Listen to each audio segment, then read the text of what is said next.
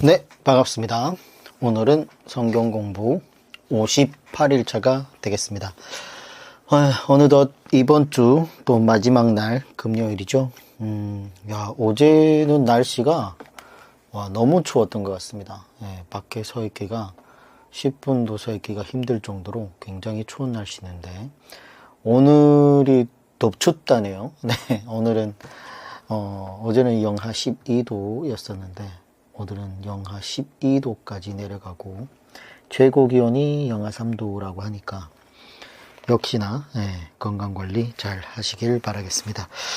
네, 오늘은 어제 저희가 에스더서를 살펴봤죠. 네, 에스더서를 살펴봤는데 역대상하서를 원래 하려고 했는데 역대상하서는 내용을 크게 다루지 않도록 하겠습니다. 우리가 그동안 열왕기 하서 역사를 서를 쭉 살펴봤기 때문에 역대상하서는 그냥 간단하게 어떤 내용으로 왜 역대상하를 어떻게 기록됐는지만 간단하게 짚고 넘어가다 보니까 역대상하서를 다음 주에 욥기서를 볼 때 욥기서도 내용은 워낙에 방대한 책이긴 하지만 우리가 워낙에 욥에 대해서는 많이 교회에서 내용을 얘기하고 있기 때문에 그렇게 간단하게 넘어갔기 때문에 역대상서와 욥기서를 다음 주 수요일 정도 그때에 보도록 하겠습니다. 오늘은 에스라서의 제2부 제2부라고 하는 책을 7장부터 10장까지의 내용을 마무리하도록 하겠습니다. 이제 구약 성경이 막바지를 달리고 있습니다. 네, 끝까지 집중해서 아마 다음 주에는 구약이 거의 마무리가 되고 1월 20 정도가 되면 아마 구약 성경을 끝내볼까 생각을 합니다. 말라기까지. 그러면 아마 이번 달에 구약이 끝나고 신약이 구정 전에 신약이 시작된다고 생각해도 되겠습니다. 진도가 예상했던 것보다는 빨리 나가고 있습니다. 왜냐하면 뒷부분에 가가지고 제가 또 마태복음이라든지 마가 누가에 대한 내용은 조금 더 예전에 했던 것보다 준비를 좀 더 해서 많이 나눠보도록 할 테니까 그래서 구약 성경은 좀 진도를 빨리 나가고 있습니다. 기도하고 시작하도록 하겠습니다. 거룩하신 하나님 아버지, 우리에게 아버지의 말씀을 배울 수 있는 귀한 시간을 허락하시니 감사를 드립니다. 하나님의 진리의 말씀만이 사탄의 괴계를 물리치는 유일한 공격형 무기임을 믿습니다. 십자가 고통과 피 흘림이 없이 편리하고 손쉽게 영광을 얻어보라는 사탄의 강교한 제안에 저희들이 넘어가지 않도록 인도하여 주시고 무엇보다도 인내와 참음이 필요한 이 성경 공부를 주님 지금까지 인도해 주시니 또한 감사를 드립니다. 앞으로 남은 시간도 꽤 많습니다. 주님 끝까지 우리를 이 자리에 인도해 주시고 우리 마음을 지켜주시고 무엇보다도 우리 마음판에 아버지의 진리 말씀을 새겨서 좌로나 우로나 치우치지 않는 주의 성도들이 되게 도와주시옵소서. 오늘 에스라서를 마무리해보려고 합니다. 주님께서 이번 한 주도 저희를 말씀 가운데로 인도해 주시고 에스라 7장부터 남은 10장까지의 내용을 우리가 살펴볼 때에 이 안에서 또 하나님을 만나게 도와주시옵소서. 감사드리며 예수님 이름으로 기도드립니다. 아멘. 네, 에스라 7장부터 10장까지는 에스라 2부라고 얘기하고 있습니다. 2차 기환에 대한 얘기가 다뤄지고 있어요. 2차 기환의 인솔자가 바로 에스라입니다. 그리고 6장과 7장 사이에는 59년이라는 간격이 있어요. 6장에서 스룹바벨 성전이 재건했는데 그때가 BC 516년이고 그리고 7장의 시점은 2차 기환으로 대략 BC 457년으로 보고 있어요. 그러므로 계산해 보면 59년의 간격이 있는 것을 알 수 있는데 그 어간에 에스더서 사건이 있었던 거예요. 그래서 어제 우리가 에스더서를 살펴봤죠. 에스더 시대의 이 사건이 전화위복으로 마무리가 되었지만 유대인들은 언제 다시 위험에 놓치게 될지 알 수 없었습니다. 아하수에로가 죽고 그 뒤를 이은 왕은 아닥사스다 1세라는 사람이었는데, 이 아닥사스다가 즉위한 지 7년 되는 해에 에스라는 페르시아에서 안정된 자리에 있었던 것 같습니다. 아마도 에스더는 자기의 아들인 이 아닥사스다의 주변에 아마 신실한 유대인들을 배치해가지고 왕실의 안위를 확보하려 했던 것이 아닌가, 그렇게 보고 있습니다. 그래서 세워진 사람이, 아마 그때 세워진 사람이 에스라나 아니면 느헤미야와 같은 그런 인물들이 그렇게 돼서 세워지지 않았을까 보고 있습니다. 에스라는 신앙과 학문이 깊은 사람으로서 그는 몸은 비록 페르시아에 있었으나 마음은 자기 조국 유다 예루살렘을 항상 향해 있었던 것으로 보고 있습니다. 에스라가 구체적으로는 어떤 지위에 있었는지는 우리가 확실하지는 않지만 전승에 의하면 페르시아 황제의 법률 담당 자문위원이었다고 이렇게 전해지고 있어요. 그래서 진실로 막중한 권세를 누렸던 사람이기도 하죠. 그는 자신을 소개할 때 하나님의 도심을 입어 왕에게 구하는 것은 다 받는 자였다라고 이렇게 기록하고 있어요. 그러한 에스라가 그 좋은 자리에서 안주하지 않고 자리에 연연하지 않고 예루살렘에 돌아온 것은 정말 놀라운 일이죠.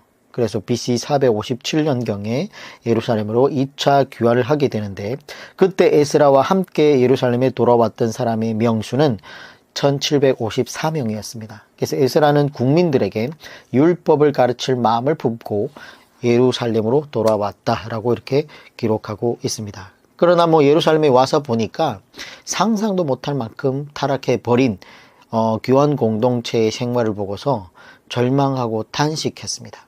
오래전 대제사장 여호수아 때부터 백성들 중에 지도층에 이미 죄를 짓는 사람들이 많지 않았습니까? 그 죄가 뭐냐? 그러니까 두령들과 방백들이 이방 여인들을 취해서 아내로 삼았다는 사실이 발견하고 에스라도 큰 충격을 받았던 걸로 보고 있습니다. 그래서 에스라는 마음을 가다듬고 특별조사위원을 선정해서 전국에서 이방 여인을 아내로 삼은 사람들을 조사해가지고 명단을 작성해가지고 그리고 기한을 정하고 그 모든 이방 여인들을 다 자기 민족에게로 돌려보내기로 맹세를 받았습니다. 그 사람들한테서. 그런데 그 사람들이 가정을 이루고 살다가 이렇게 하루아침에 쫓겨나고 법에 의해서 헤어지게 된다는 것은 그렇게 간단한 일이 아니죠.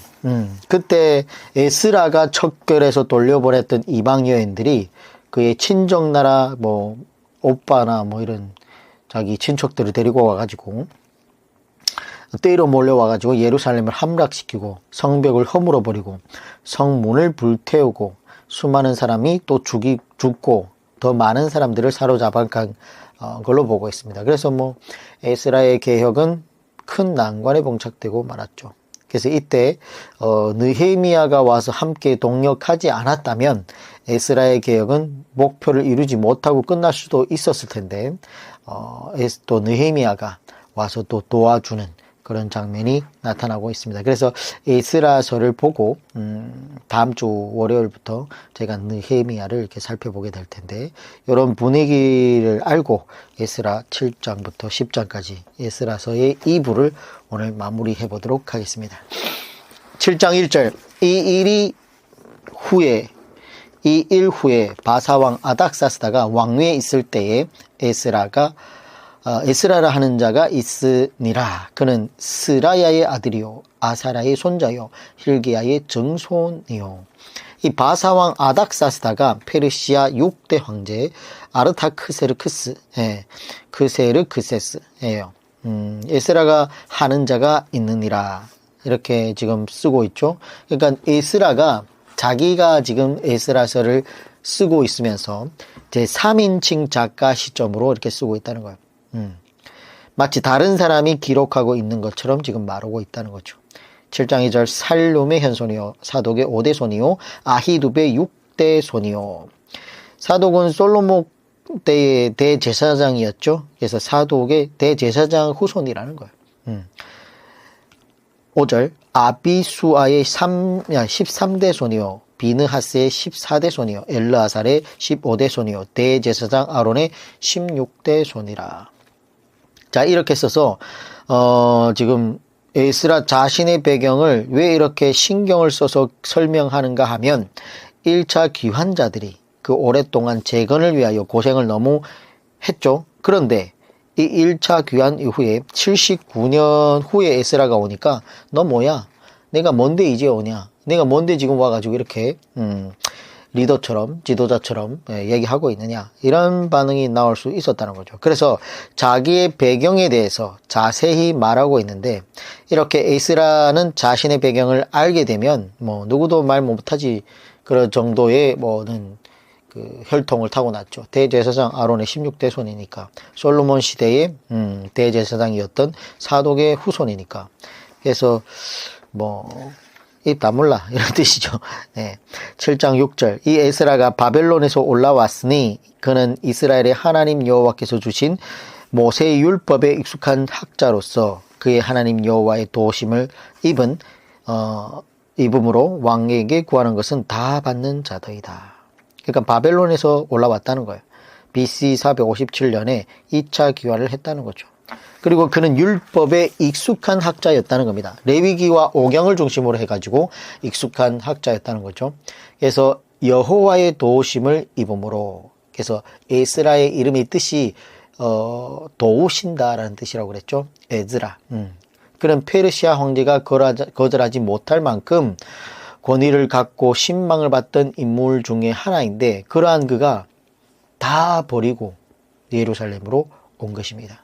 7장 7절 아닥사스다 왕 제7년에 이스라엘 자손과 제사장들과 레위 사람들과 노래하는 자들과 문지기들과 느디님 사람들 중에 몇 사람이 예루살렘으로 올라올 때에, 그러니까 몇 사람이 예루살렘으로 올라올 때에, 자, 이때 귀환한 자들이 남은 자, 그러니까 남자 수만 약 1700명이 올라옵니다. 그래서 몇 사람이라고 지금 표현하고 있는 것이죠. 7장 8절 이 에스라가 올라왔으니 왕의 제7년 다섯째 달이라라. 첫째 달 초하루에 바벨론에서 길을 떠났고 하나님의 선한 손에 도우심을 입어 다섯째 달 초하루에 예루살렘에 이르니라. 자, 1월 1일에 바벨론에서 떠나서 5월 1일에 예루살렘에 도착했다는 거예요. 그러면 넉 달이 걸린 거죠. 그래서 바벨론에서 예루살렘까지의 거리가 약 1500km인데 그 거리를 넉 달 걸려가지고 지금 도착한 겁니다. 그래서 에스라의 이 이름이 도움이라는 뜻으로 그래서 그런지 에스라는 항상 하나님의 선한 손에 도우심을 입어 이런 신앙 고백을 항상 하고 있습니다. 무슨 일을 하거나 통과하고 나면 늘 이런 고백을 했다는 거예요. 하나님의 도우심이 필요할 때마다 하나님의 선한 손길의 도우심을 의지하고 또 보이지 않는 하나님의 선한 손을 볼 수 있는 믿음의 눈을 가지고 있던 사람이 바로 누구예요? 에스라였다는 거죠. 자, 7장 10절 에스라가 여호와의 율법을 연구하여 첫 번째, 두 번째는 준행하며 율례와 규례를 이스라엘에게 가르치기로 결심하였더라. 자, 우리가 다른 것을 할 수 있고 다른 것도 중요하지만 이것만큼 사역자로서 중요한 것이 없다라는 겁니다. 이것이 바로 에스라의 결심인데, 첫째는 여호와의 율법을 연구하기로 했다는 거고, 자, 이처럼 우리는 하나님의 말씀을 연구하는 사람이 되어야 됩니다. 둘째는 율법을 준행하기로 했다는 건데, 지도자는 마땅히 가르치려면 본인이 준행을 해야죠. 그래서 너희들은 이렇게 해라 라고 하는 것이 아니라, 명령하는 것이 아니라 너희는 나를 따르라, 네, 나처럼 하라 라고 말하는 것이 진정한 리더라는 거예요. 바울 사도가 나를 본받는 자가 되라 라고 했던 것처럼 그렇게 될 수 있어야 된다는 거예요. 그리고 셋째는 율례와 규례, 즉 율법을 이스라엘에게 가르치기로 결심했다라는 건데, 세상에 수많은 결심들이 있지만 이것만큼 가치 있는 결심이 더 있겠는가라고 생각해 볼 필요도 있다는 거예요. 하나님의 말씀을 가르치는 일보다 더 큰 가치 있는 결심이 어디 있겠냐는 거죠. 그래서 에스라는 성경을 가르치기로 결심한 첫 번째 사람입니다. 지금까지 성경의 전 역사를 우리가 살펴봤지만 성경을 가르치기로 결심하는 사람이 있었어요, 없었어요? 네, 없었다는 거예요.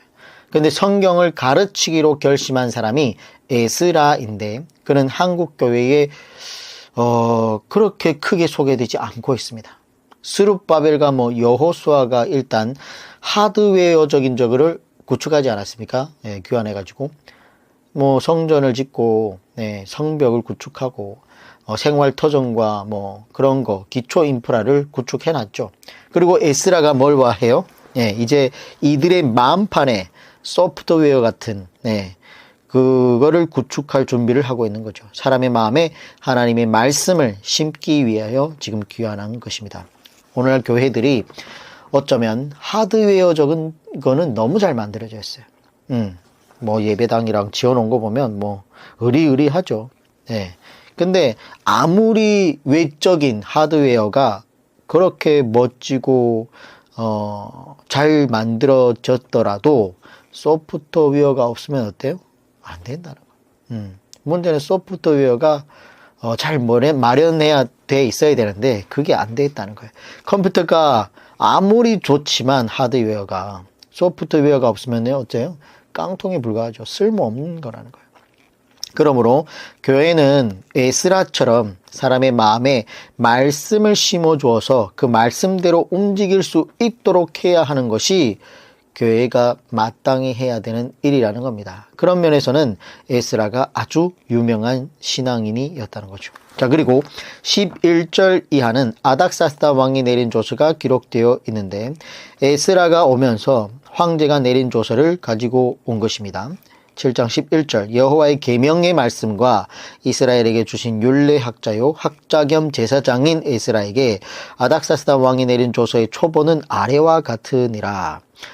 자, 율례학자요 학자 겸 제사장인 에스라. 자, 이 부분에 있어서 에스라는 프라이드가 대단하죠. 예.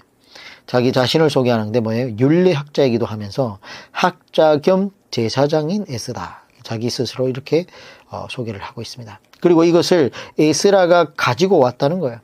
그는 황제의 신임을 받고 있었다라는 것을 볼 수 있겠죠.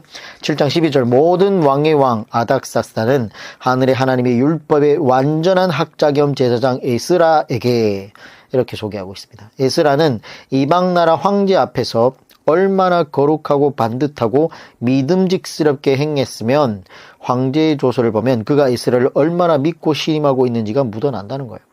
이것이 황제의 평가이죠. 그리고 에스라는 무엇보다도 말씀 전문가였다는 것을 알 수 있습니다. 7장 13절 조서를 내리노니 우리나라에 있는 이스라엘 백성들과 그들 제사장들과 레위 사람들 중에 예루살렘으로 올라갈 뜻이 있는 자는 누구든지 너와 함께 갈지어다. 자, 이렇게 황제가 에스라에게 귀환자 모집 권한을 부여하게 된 것이죠. 그러므로 에스라가 2차 귀환을 준비하게 되었던 것이죠. 그리고 다음 같은 일들이 있었는데 보면 7장 15절 왕과 자문관들이 예루살렘에 거하시는 이스라엘 하나님께 성심으로 드리는 은금을 가져가고 16절 또 내가 바벨론 온 도에서 얻은 모든 은금과 및 백성과 제사장들이 예루살렘에 있는 그들의 하나님의 성전을 위하여 기쁘게 드릴 예물을 가져다가 7장 20절 그 외에도 내 하나님 성전에 쓰일 것이 있어서 내가 드리고자 하거든 무엇이든지 궁정 창고에서 내다가 드릴지니라. 자, 이렇게 에스라가 다음 말씀들과 같이 든든하게 지금 후원을 받고 출발하게 되는 겁니다. 21절 나 곧 아닥사스다 왕이 유브라데 강 건너편 모든 창고지기에게 조서를 내려 이르기를 하늘의 하나님의 율법학자 겸 제사장 에스라가 무릇 너희에게 구하는 것을 신속히 시행하되 은은 100달란트까지 밀은 100고르까지 포도주는 100밭까지 기름도 100밭까지 하고 소금은 정량 없이 하라. 7장 25절 에스라여 너는 내 손에 있는 내 하나님의 지혜를 따라 내 하나님 율법을 아는 자를 법관과 재판관을 삼아 강 건너편 모든 백성을 재판하게 하고 그중 알지 못하는 자는 너희가 가르치라. 에스라의 손에는 하나님의 지혜가 있다는 거예요. 이방 왕이 얘기하기를 그것은 율법에서 나오는 하나님의 지혜죠. 그러므로 지혜가 있는 기독교인이 되기 위해서는 반드시 하나님의 말씀이 있을 때에 하나님의 지혜가 함께하게 되는 겁니다. 세상 것을 공부해서 나오는 지혜는 참 지혜가 아니고 하나님의 말씀을 가까이 하여서 나오는 지혜가 참 지혜라는 거예요. 그중 알지 못하는 자는 너희가 가르치라 라고 이렇게 25절 끝에 나오는데, 에스라가 페르시아에 있을 때부터 어떤 일을 했으면 그러니까 본인이 어떤 일을 했었고 어떤 일을 중히 여겼었고 그리고 기원하여 어떤 일을 하려고 왔는지는 왕의 조서 내용만 봐도 명확하게 알 수 있다는 거예요. 교회라는 말은 사교 모임이 아니에요. 네. 그냥 일반 먹고 놀고 이렇게 감정풀이 하는 모임이 아니에요. 교회는 말씀을 가르치는 모임이에요. 근데 오늘날 교회가 가르치지 않으니까 가르쳐 지키게 하여야 하는데 가르치지 않다 보니까 참 아쉽죠. 교회와 목회자는 반드시 하나님의 말씀을 가르치는데 목숨을 걸어야 됩니다. 7장 26절 무릇 내 하나님의 명령과 왕의 명령을 준행하지 아니하는 자는 속히 그 죄를 정하여 혹 죽이거나 귀양 보내거나 가산을 몰수하거나 옥에 가둘지니라 하였더라. 자, 여기까지가 아닥사스다의 왕의 조서 내용이 이렇게 되어 있습니다. 7장 17절 우리 조상들의 하나님 여호와를 송축할지로다. 그가 왕의 마음에 예루살렘 여호와의 성전을 아름답게 할 뜻을 두시고 7장 18절 또 나로 왕과 그의 보좌관들 왕과 앞과 왕의 권세에 있는 모든 방백의 앞에서 은혜를 얻게 하셨도다. 내 하나님 여호와의 손이 내 위에 있으므로 내가 힘을 얻어 이스라엘 중에 우두머리들을 모아 나와 함께 올라오게 하였노라. 자, 나로라는 이런 단어도 나오는데 또 나로 왕과 이렇게 나오잖아요. 그래서 3인칭 작가 시점에서 갑자기 1인칭 작가 시점으로 바뀌게 되는 것을 볼 수 있죠. 이것은 갑자기 감정이 고조된 거예요. 우리가 이런 성경을 읽을 때에 감정을 섞어서 읽어야 된다는 거예요. 내 하나님 여호와의 손이 내 위에 있으므로 내가 힘을 얻어. 예. 그러니까 에스라가 이런 역사가 일어나는 것을 보면서 너무나 감격스러운 거예요. 그래서 이런 고백이 끊임없이 에스라의 입에서 나오고 있습니다. 나와 함께 올라오게 하노라. 이것이 2차 귀환이죠. 이처럼 에스라는 우리가 이렇게 2차 귀환을 하는 모습을 볼 수 있도록 기록을 해 놓았습니다. 자, 8장 보겠습니다. 8장 1절 아닥사스다 왕이 왕위에 있을 때에 나와 함께 바벨론에서 올라온 족장들과 그들의 계보는 이러하니라. 당시에는 페르시아 시대이지만 당시에 유대인들이 머물러 있는 곳은 바벨론 지역이었어요.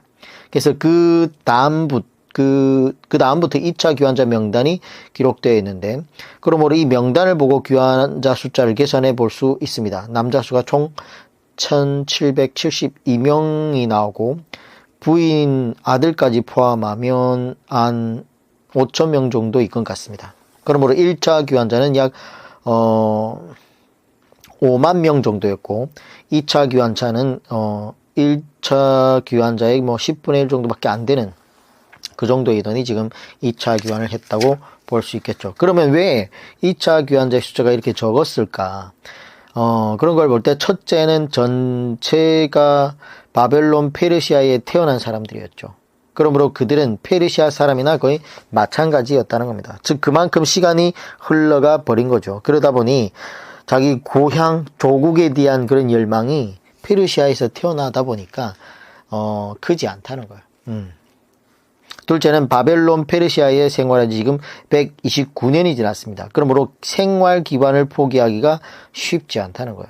즉 경제적인 문제가 거기에 다 있었다는 거예요.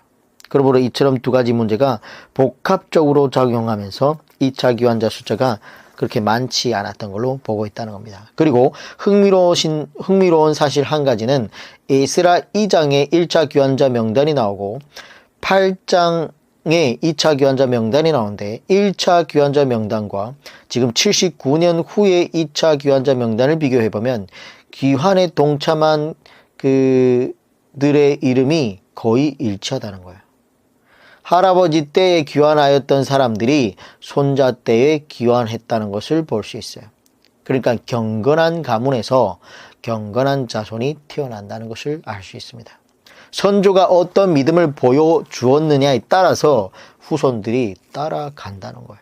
그리고 15절 이하는 2차 귀환에 아예 레위인이 동참을 하지 않는데, 그러므로 레위인이 없어서 레위인 추가 모집을 하는 이야기가 기록이 되었습니다. 18장 15절, 내가 무리를 아하와로 흐르는 강가에 모으고 거기서 3일 동안 장막에 머물며 백성과 제사장들을 살핀즉 그 중에 레위 자손이 한 사람도 없는지라.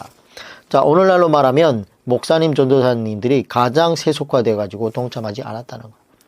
그리고 경제적인 문제 등으로 꼭 귀환을 해야 하나 하면서 믿음 없는 생각을 가지고 귀환하지 않았다는 거예요. 그리고 여인들은 또 사치를 부리다 보니까 거기 가면 먹고 살 수 있겠는가 이러면서 귀환하지 않았다는 거예요. 그래서 1차 귀환 때 보면 제사장이 4289명이 귀환을 하는데 제사장을 도와줄 레위인은 341명이 귀환했습니다. 그러니까 레위인이 1차 귀환 때도 너무 적게 동참했다는 것을 볼 수 있죠. 그런데 2차 귀환 때는 인솔자 에스라가 제사장인데도 그를 도와줄 레위인이 있었다 없었다? 한 명도 없었다는 거예요. 이것은 어쩌면 오늘날도 마찬가지인 것 같습니다. 다 머리가 되고 싶어하고 지도자 밑에서 중간 역할을 해줄 지도자들이 없다는 거예요. 그래서 추가 모집을 해가지고 결국은 레위인 258명을 2차 귀환자에 포함시키는 내용이 15절 이하에 기록되어 있습니다. 8장 18절, 우리 하나님의 선한 손의 도우심을 입고 그들이 이스라엘의 손자 레위 아들 말리의 자손 중에서 한 명철한 사람을 데려오고 또 세레비아와 그의 아들들과 형제 18명과 19절 하샤비아와 무라리 자손 중 여서야와 그의 형제와 그의 아들들이 20명을 데려오고 8장 20절 다윗과 방백들이 레위 사람들을 섬기라고 준 느디님 사람 중 성전 일꾼은 220명이었는데 그들은 모두 징명받은 이였더라. 그래서 하나님의 선한 손의 도우심을 입고, 자, 이런 일을 해나갈 때도 하나님의 선한 손의 도우심을 입었다고 고백하고 있다는 거예요. 내가 열심히 하고 내가 땀을 흘리고 내가 열심히 해서 이렇게 했다고 하지 않고 하나님의 선한 손의 도우심을 입어 그 덕분에 일을 이렇게 마무리를 했습니다. 이렇게 문제를 해결했습니다. 라고 이렇게 고백한다는 거예요. 그리고 18절 끝에 18명, 19절 끝에 20명, 20절 중반에 220명 이렇게 해서 258명의 레위인을 추가 모집을 하게 되는 것이죠. 자, 8장 21절, 22절 성경을 보고 있으면 같이 읽어도 좋습니다. 그때 내가 아하와가에서 금식을 선포하고 우리 하나님 앞에서 스스로 겸비하여 우리와 우리 어린 나이와 모든 소유를 위하여 평탄한 길을 그에게 간구하였더니 이는 우리가 전에 왕에게 아뢰기를 우리 하나님의 손은 자기를 찾는 모든 자에게 선을 베푸시고 자기를 배반하는 모든 자에게는 권능과 진노를 내리신다 하였으므로 길에서 적군을 막고 우리를 도울 보병과 마병을 왕에게 구하기를 부끄러워하였음이라. 23절 그러므로 우리가 이를 위하여 금식하며 우리 하나님께 간구하였더니 그의 응낙하심을 입었느니라. 자, 무슨 얘기냐면 금식하고 겸비하여 기도하는 것을 보면 신앙의 기본기가 탄탄함을 볼 수 있다는 거예요. 그리고 에스라는 페르시아 황제를 섬기면서 뭐라고 했느냐? 늘 자기의 신앙을 감추지 않고 고백했는데 늘 그 페르시아 황제 앞에서 우리의 하나님의 자랑을 너무도 많이 해놨다는 거예요. 이야기하기를 하나님의 손은 자기를 찾는 자들에게 선을 베푸신다고 얘기했다는 거예요. 근데 이제 온갖 금, 은, 보화를 가지고 바벨론에서 예루살렘까지 대략 한 지금 1500km를 가야 되는 상황인데 가다 보면 그 도적대들을 만날 수 있어요, 없어요? 있죠. 예. 그래서 무서워가지고 우리가 이 금, 은, 보화를 갖고 가는데 도적대를 만나서 모든 걸 다 빼앗기고 이렇게 뭐예요? 죽고 막 이러면 안 되니까 왕에게 보병과 마병을 좀 이렇게 더 해달라고 얘기하고 싶은데 근데 하나님은 그런 데서 다 구해준다고 그 전에 그렇게 자랑을 해놓고 뭐예요? 하나님 우리와 함께 하십니다라고 이렇게 왕한테 그렇게 자랑을 해놓고 그 보병과 그 마병을 붙여달라 그러면 우리 하나님의 안 지켜주는 걸로 돼버리잖아요. 그래서 부끄러워서 얘기를 못 했다는 거예요. 그래서 어떻게 오로지 하나님을 의지할 수밖에 없는데, 그렇기 때문에 금식하고 기도하고 나아가는 모습을 볼 수 있습니다. 그래서 보통 사람 같으면 지금 예루살렘을 가야 되기 때문에 2차 귀환은 현실은 현실이 아닙니까? 하면서 페르시아 황제에게 보병과 마병을 좀 구했을 텐데, 에스라가 얼마나 신앙의 양심이 살아있기에 황제에게 보병과 마병을 구하기를 부끄러워했다는 거예요. 그래서 그는 고백과 신앙이 일치한 사람이었다라는 걸 볼 수 있습니다.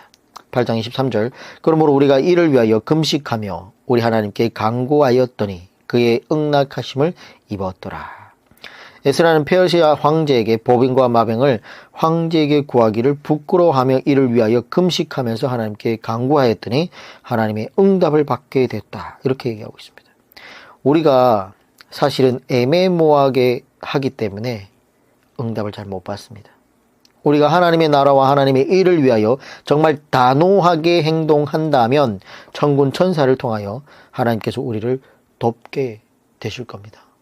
반드시 그런 경험을 할 것입니다. 그러다 보니까 하나님한테 문제 있는 게 아니라니까요. 우리한테 문제가 있습니다. 응답을 왜 못 받고 있는지, 이런 선한 하나님의 도우심을 못 느끼는지, 느낄 새도 없이 현실에 그냥 타협해가지고 하니까 하나님이 도울 새도 없다는 거예요. 자, 8장 31절, 첫째 달 12일에 우리가 아하와 강가를 떠나 예루살렘으로 갈새 우리 하나님의 손이 우리를 도우사. 계속 나오죠. 대적과 길에 매복한 자의 손에서 건지신지라. 끊임없이 이런 고백이 나옵니다. 그러니까 넉 달간 1500km의 여정을 오면서 여러 어려움을 만났다는 말인데, 신앙의 지도를 지키면서 군인이 없이 혼자 걸어오게 된 겁니다. 하나님께 귀하게 쓰임을 받는 사람들은 되게 바보 같은 믿음, 융통성이 없는 믿음을 가진 사람들이 많았습니다. 다윗도 그랬고, 그렇지 않습니까?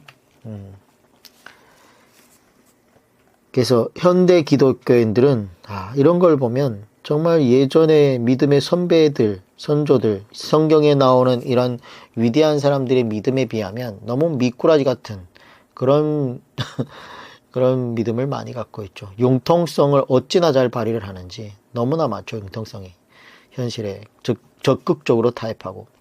8장 32절, 이에 예루살렘에 이르러 거기서 3일간 머물고. 33절, 제4일에 우리 하나님의 성전에서 은과 금과 그릇을 따라서 제사장 우리아의 아들 느레못의 손에 넘기니 비느하스의 아들 엘르아살과 레위 사람 예수아의 아들 요사박과 빈누이의 아들 노아디아가 함께 있어. 자, 그렇게 해서 예루살렘에 도착했는데 이 긴 여정을 강행군을 하고 3일을 휴식하고 4일 때부터 바로 사역을 시작했다는 거예요. 얼마나 부지런한지 모르죠. 8장 34절, 모든 것을 다 세고 달아보고 그 무게의 총량을 그때에 기록하였느니라. 그러니까 출발할 때도 세어보고 달아보고 기록했는데 도착해서도 세어보고 달아보았다는 거예요. 그렇게 해서 제사장 느레못에게 정확하게 인수인계하는 에스라의 모습을 볼 수 있죠. 그러니까 에스라는 그만큼 정확하고 투명하고 깨끗한 인물이라는 걸 볼 수 있습니다. 그래서 에스라서를 공부해보면 그의 신앙과 인품과 학문과 행정 등 범사에 흠을 찾을 수 없는 인물임을 알 수 있죠. 8장 35절, 사로잡혔던 자의 자손 곧 이방에서 돌아온 자들이 이스라엘의 하나님께 번제를 드렸는데 이스라엘 전체를 위한 수송아지가 12마리요 또 숫양이 96마리요 어린 양이 77마리요 또 속죄제의 숫염소가 12마리니 모두 여호와께 드린 번제물이었더라. 자, 이렇게 도착해서 하나님께 예배를 드리는 모습을 볼 수 있습니다. 자, 에스라 9장은 에스라가 행정적인 일들을 정리하고 본격적으로 하나님의 율법을 백성들의 가슴에 새기려고 하는 건데, 그때 기가 막힌 사건이 발생하게 되었습니다. 9장 1절. 이 일 후에 방백들이 내게 나와 이르되 이스라엘 백성과 제사장들과 레위 사람들이 이 땅 백성들에게서 떠나지 아니하고 가나안 사람들과 헷 사람들과 브리스 사람들과 여부스 사람과 암몬 사람들과 모압 사람들과 애굽 사람들과 아모리 사람들의 가증한 일을 행하여. 자, 이 땅 백성들에게서 떠나지 아니하고, 이게 문제라는 거예요. 하나님의 백성들이 이방 백성들과 함께 동거하고 있었다는 건데, 사사기를 통해서 우리가 동거하면 동화되고 전도하는 것이 아니라 세속화되는 모습을 보아왔습니다. 이렇게 값비싼 대가를 지불하고 경험했음에도 불구하고 이 귀한 공동체들이 이방인들과 함께 어울렸다는 거예요. 우리가 이방인들을 전도해야지, 이방인들과 어울리면 기독교인들은 반드시 동화되게 된다는 거예요. 가까이 지낼 사람하고 가까이 지내야 되지. 하나님께서 가까이 지내지 말라고 한 백성들하고 가까이 지내면 되겠습니까? 그래서 교회도 개척교회 멤버 지금 예배를 드리고 있는데 뭐 한 10명이 있는데, 갑자기 어느 교회에서 분리가 돼가지고 막 거기랑 다퉈가지고 20명이 한 번에 우리 교회로 왔다. 좋은 걸까요? 나쁜 걸까요? 결코 좋은 게 아닙니다. 정말 거룩하게 예배를 이렇게 우리가 문화를 만들어가지고 찬양도 정말 구별하여서 하나님께 예배 때 드려야 될 찬양을 골라가지고 우리 교회는 드리고 있는데, 갑자기 막 어느 교회 절반 반띵이 돼가지고 싸워가지고 우리 교회로 온다고 해서 결코 반가운 게 아니라니까요. 그러면 우리가 지키고 있던 그 정말 정결하게 드리려고 했던 예배가 이 사람이 이 말하고 저 사람이 저 말하고 하면 무너질 수 있어요. 갈등이 생긴다니까요. 우리가 5명이 모였다. 그럼 1명 정도 와가지고 어느 정도 시간이 돼가지고 또 그분도 우리한테 또 동화가 되고, 그리고 또 1명이 와가지고 또 동화되고, 이렇게 돼야지. 한 번에 많은 사람들이 들어온다고 해서 좋은 게 아니라고요. 그래서 우리는 하나님의 말씀을 전하는 사람이 되어야 되지, 세상 문화에 세속되는 사람이 되면 안 된다는 거죠. 그래서 결국은 1절 끝에 보면 뭐예요? 가증한 일을 행하였다는 거예요. 그들은 가나안 사람, 헷 사람, 브리스 사람, 여부스 사람, 암몬 사람, 모압 사람, 애굽 사람들과 그리고 아모리 사람들의 가증한 일을 행했다는 거예요. 그러면 여기에 이 가증한 일이란 뭐냐? 그것은 율법을, 말씀을 벗어난 결혼이었다는 거예요. 그래서 결혼이 무슨 어떻게 중요한가? 너무도 중요하다는 거예요. 그들은 이방 사람들하고 결혼을 했다는 거예요. 그래서 우리가 대제사장 여호수아가 이방 여인을 취한 거에 대해서 그 하나님 앞에서 그 보지 않았습니까? 스가랴서에서 사탄이 참수할 때 옆에서 하나님의 죄 사면을 받는 그 죄 사면이 뭐라 그랬죠? 이방 여인을 취한 죄. 9장 2절 보면 그들의 딸을 맞이하여 아내와 며느리로 삼아 거룩한 자손이 그 지방 사람들과 서로 섞이게 하는데 방백들과 고관들이 이 죄에 더욱 으뜸이 되었더라 하는지라. 믿지 않는 자들과 섞이는 데 있어서 지도자들이 으뜸이 됐다는 거예요. 이방 백성들을 아내로 삼는 것을 앞장서서 했다는 거예요. 지도자들이. 전에도 얘기했지만 대제사장 여호수아의 아내가 바벨론의 그 문화에 취해가지고 예루살렘에 복귀를 안 하니까 이 대제사장 여호수아가 여자를 취했는데 어떻게? 믿는 자의 여자를 취한 것이 아니라 이방 백성들, 이방 사람들하고 결혼을 했다는 거예요. 남자가 독처하는 것이 좋지 못하지만 그렇다고 해서 하나님의 하지 말라는 일을 율법에서 금하고 있는 일을 행했다는 거예요. 남유다가 멸망하고 포로 생활을 하고 돌아왔는데도 이렇게 지도자들이 모범이 되지 못하고 이런 일에 앞장을 서고 있다 보니까 결국 어떻게 동거하면 동화되고 세속화되는 것은 시간 문제라는 거예요. 그래서 앞으로 어떻게 될 것을 에스라가 알았어요? 몰랐어요? 네, 알았기에 엄하게 일을 처리하는 모습을 볼 수 있습니다. 9장 3절 내가 이 일을 듣고 속옷과 겉옷을 찢고 머리털과 수염을 뜯으며 기가 막혀 앉으니 이에 이스라엘의 하나님의 말씀으로 말미암아 떠는 자가 사로잡혔던 이 사람들의 죄 때문에 다 내게로 모여오더라. 내가 저녁 제사 드릴 때까지 기가 막혀 앉았더니 9장 5절 저녁 제사를 드릴 때에 내가 근심 중에 일어나서 속옷과 겉옷을 찢은 채 무릎을 꿇고 나의 하나님 여호와를 향하여 손을 들고 자 6절에서 15절까지 에스라의 회개 기도가 기록되어 있습니다. 9장 6절 말하기를 나의 하나님이여 내가 부끄럽고 낯이 뜨거워서 감히 나의 하나님을 향하여 얼굴을 들지 못하오니 이는 우리 죄악이 많아 정수리에 넘치고 우리 허물이 커서 하늘에 미침이나이다. 자 이처럼 우리가 부끄럽고 낯이 뜨거워야 되는데 고개를 빳빳이 들고 그런 모습이 보여지지 않는다는 겁니다. 우리가 성경을 배우고 신앙의 연륜이 깊어지면 깊어질수록 부끄러워져야 돼요.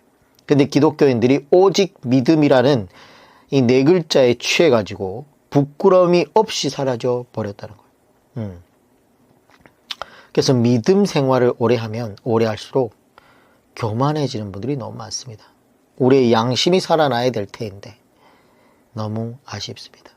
에스라를 보면 내가 부끄럽고 낯이 뜨거워서 감히 나의 하나님을 향하여 얼굴을 들지 못하오니 그런 사람의 입장에서 기도하는 것이 아니라 철저히 하나님의 입장에서 지금 기도하고 있는 것을 볼 수 있습니다. 13절 우리의 악한 행실과 큰 죄로 말미암아 이 모든 일을 당하였사오나 우리 하나님이 우리의 죄악보다 형벌을 가볍게 하시고 이만큼 백성을 남겨주셨사오니 그러니까 진리를 깨닫고 나면 하나님의 하시는 일은 다 참되시다는 것을 알게 된다는 거예요. 하나님께서 비록 이스라엘 백성들을 때리시고 멸절하고 진멸했지만 그러나 가볍게 때렸다는 것은 인정하고 있다는 거예요. 그리고 반면에 내 죄는 그보다도 더 크다는 것을 인정하게 되는 겁니다. 아, 내가 정말 하나님의 은혜로 적게 맞았구나. 근데 믿음이 적은 자들은 왜 이리 세게 때리냐 이러니 내가 받은 이 멍해와 이 벌이 너무 심하다 이렇게 얘기하고 있겠죠. 하나님이 어떻게 보면 애누리 해주셨는데 애누리 해주셔서 때린 게 그만큼인데 적게 맞았다고 생각해야 되는데 너무 많이 맞았다고 생각한다는 거예요. 믿음이 약한 자들은 다 마찬가지죠. 9장 14절 우리가 어찌 다시 주의 계명을 거역하고 이 가증한 백성들과 통혼하리오이까. 그리하면 주께서 어찌 우리를 멸하시고 남아 피할 자도 없도록 진노하시지 아니하시리이까. 어찌 다시 주의 계명을 거역하고 라는 건 뭐예요? 주의 계명, 시내산 언약을 거역하고 레위기를 거역하고 만약에 그렇다고 하면 어찌 다시 우리를 위해서 진노하지 아니하시리이까. 이렇게 얘기하고 있지 않습니까? 이 말씀은 하나님을 정확하게 지금 이해하고 있는 것이죠. 다시 율법을 범하면 하나님께서 반드시 다시 진노하신다는 것을 에스라는 알고 있었다는 거예요. 오늘날 교회도 마찬가지. 이 부분을 깨달아야 돼요. 오늘날 교회도 말씀을 거역하면 하나님께서 오늘날 교회를 향해서 반드시 진노하신다는 걸 깨달아야 될 텐데 모르고 있다는 거예요. 그러므로 에스라는 솔로몬을 비롯한 조상들이 이런 짓을 하다가 타락하고 망해가지고 바벨론 포로 생활을 하고 왔는데 어떻게 다시 이런 짓을 하고 있느냐면 지금 통한이 여기고 있다는 거야. 9장 15절 이스라엘의 하나님 여호와여 주는 의로우시니 우리가 남아 피한 것이 오늘날과 같사옵거늘 도리어 주께 범죄하였사오니 이로 말미암아 주 앞에 한 사람도 감히 서지 못하겠나이다 하니라. 여기까지가 이스라엘 회개의 기도가 되겠습니다. 자, 10장 가겠습니다. 10장 1절 에스라가 하나님의 성전 앞에 엎드려 울며 기도하여 죄를 자복할 때에 많은 백성이 크게 통곡하며 이스라엘 중에서 백성의 남녀와 어린 아이의 큰 무리가 그 앞에 모인지라. 2절 엘람 자손 중 여히엘의 아들 스가냐가 에스라에게 이르되 우리가 우리 하나님께 범죄하여 이 땅 이방 여자를 맞이하여 아내로 삼았으나 이스라엘에게 아직도 소망이 있나니. 이스라엘에게 아직도 소망이 있다. 스가냐가 참 고마운 사람입니다. 그는 말하기를 죄를 비록 지었지만 그래도 귀한 공동체 가운데 소망이 있다는 거예요. 그러면 그 소망이 뭐냐? 3절에 곧 내 주의 교훈을 따르며 우리 하나님의 명령을 떨며 준행하는 자의 가르침을 따라 이 모든 아내와 그들의 소생을 다 내보내기로 우리 하나님과 언약을 세우고 율법대로 행할 것이라. 하나님의 명령을 떨며 준행하는 자, 에스라 같은 사람이죠. 에스라가 어떻게 했습니까? 하나님의 명령을 떨며 준행했던 자라는 거예요. 일사가고 조기철 목사님과 같은 당시의 성도들이 존경했던 이유가 바로 말씀대로 살아가는 그런 부분에 있어 절대 타협하지 않는 그런 일사가고 믿음이 있었기 때문에 오늘날까지도 조기철 목사님의 신앙을 높이 평가하고 그 본보기가 되는 이유가 그런 것이죠. 정말 바보같이 믿었고 바보같이 순교했던 전혀 융통성이 없는 그런 믿음의 소유자였던 것이죠. 그래서 율법대로 행할 것이라. 에스라가 율법대로 행했고 그리고 백성들이 죄를 지었지만 지도자의 모습을 보고 회개하고 율법대로 행하겠다는 것이 결국 뭐예요? 이스라엘의 소망이라는 겁니다. 그러므로 소망의 출발점은 한 사람 에스라부터 지금 시작되고 있다는 거예요. 그래서 율법을 떨며 준행하는 지도자 한 사람 때문에 이스라엘 백성들에게 회개의 물결의 씨앗이 돋아나게 된 것이죠. 4절 이는 당신이 주장할 일이니 일어나소서 우리가 도우리니 힘써 행하소서 하니라. 결국 이런 사람들이 필요해요. 주변에. 앞으로 교회에서도 무슨 일을 할 때에 정말 하나님의 뜻이 우리에게 전달이 됐지만 안대요 장로랑 뭐예요? 하지마자 집사랑 모태요 신자 안대요 장로, 하지마자 집사, 모태요 신자가 있으면 안 되겠죠. 하나님의 뜻이 목회자의 입을 통해서 우리에게 선포가 됐지만 그냥 말끝마다 하지마자 집사, 안 돼요 그거 안 돼요 목사님 이런 장로, 모태요 신자 이런 사람들이 되면 안 된다는 뭐예요? 일어나소서.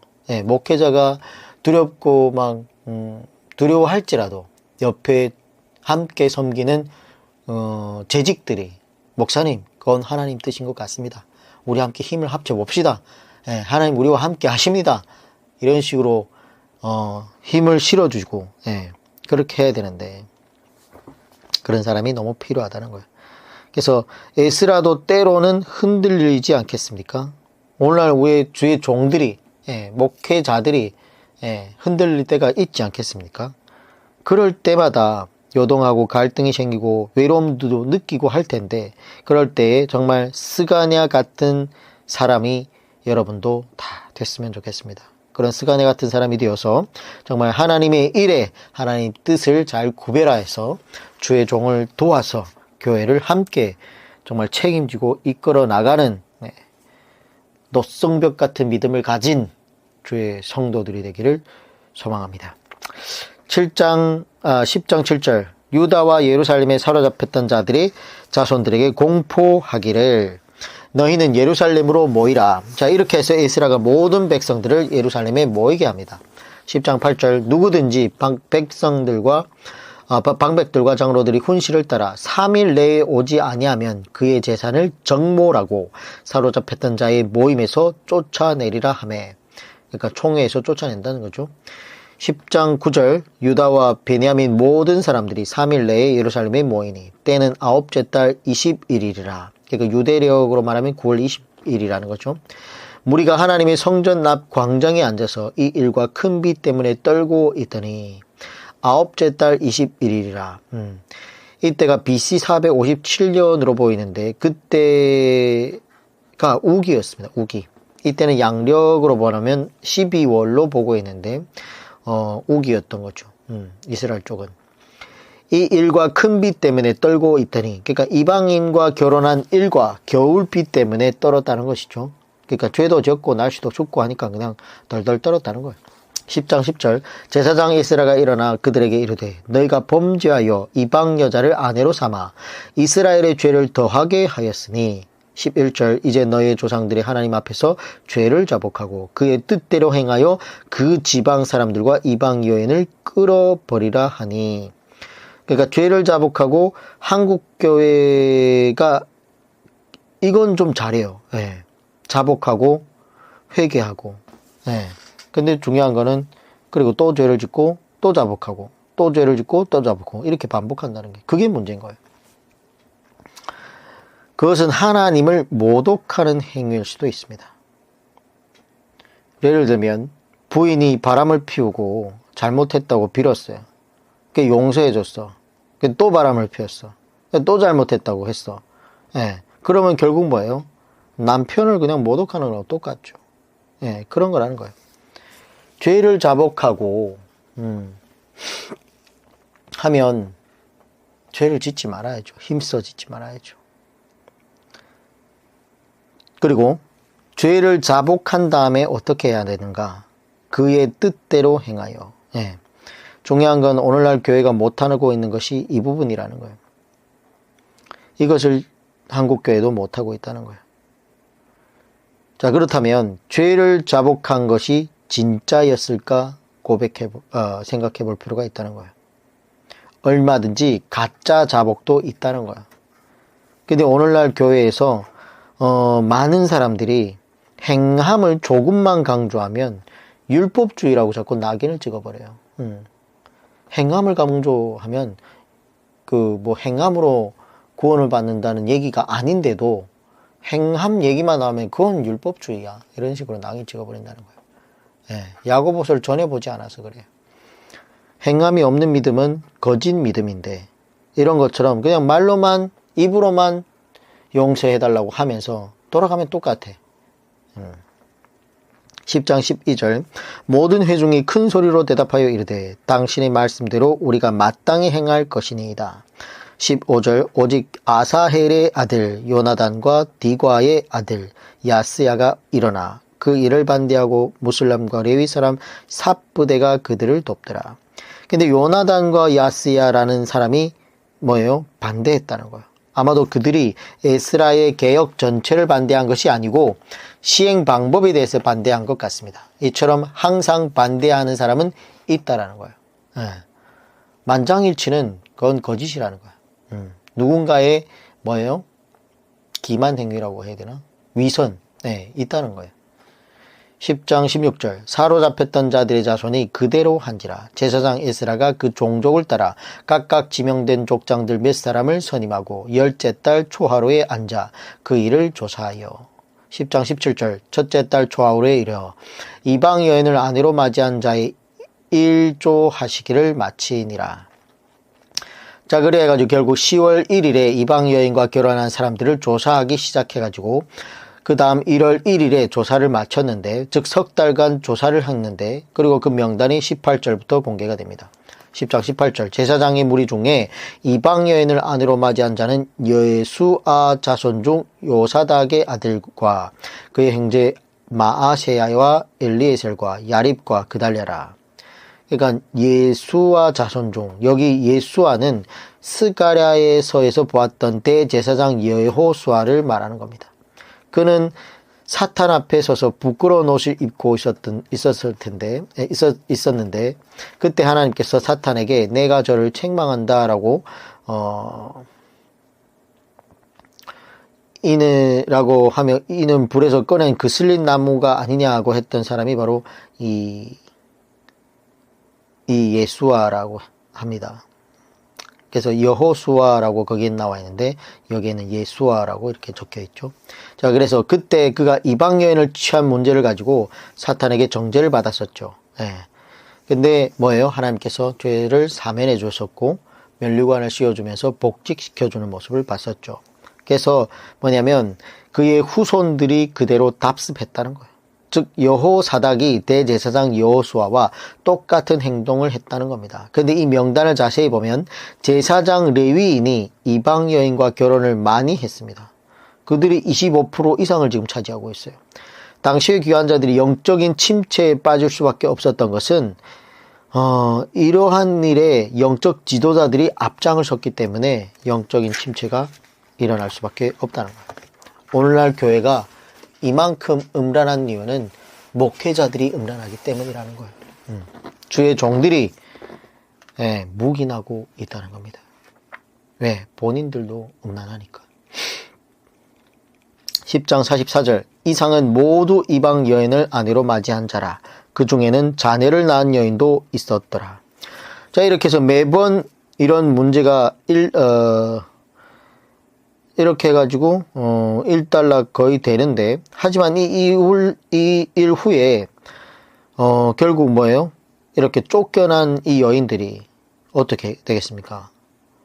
자기 오빠, 친지 오빠, 나 저기 어떤 남자가 지금 나랑 같이 동거하다가 지금 나를 지금 하루아침에 지금 쫓아보냈다고 하니까 친척이나 여러분들이랑 가만히 있겠습니까?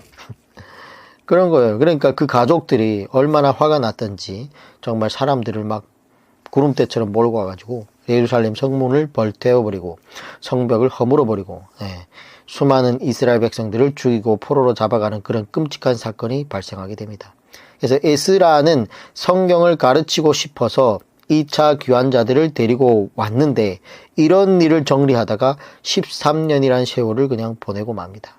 이때에 에스라가 종교 지도자의 한계를 느끼게 되고, 그래서 정치 지도자 느헤미야에게 그의 형제인 하나니를 보내서 도움을 요청한 것이 아닌가, 그렇게 추정해 볼 수 있다는 거예요. 그래서 그런 내용이 어디에 나오느냐? 느헤미야에 나옵니다.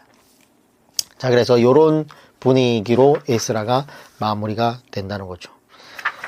에스라서 끝에 느헤미야로 간다라고 적어 놓으면 좋겠습니다.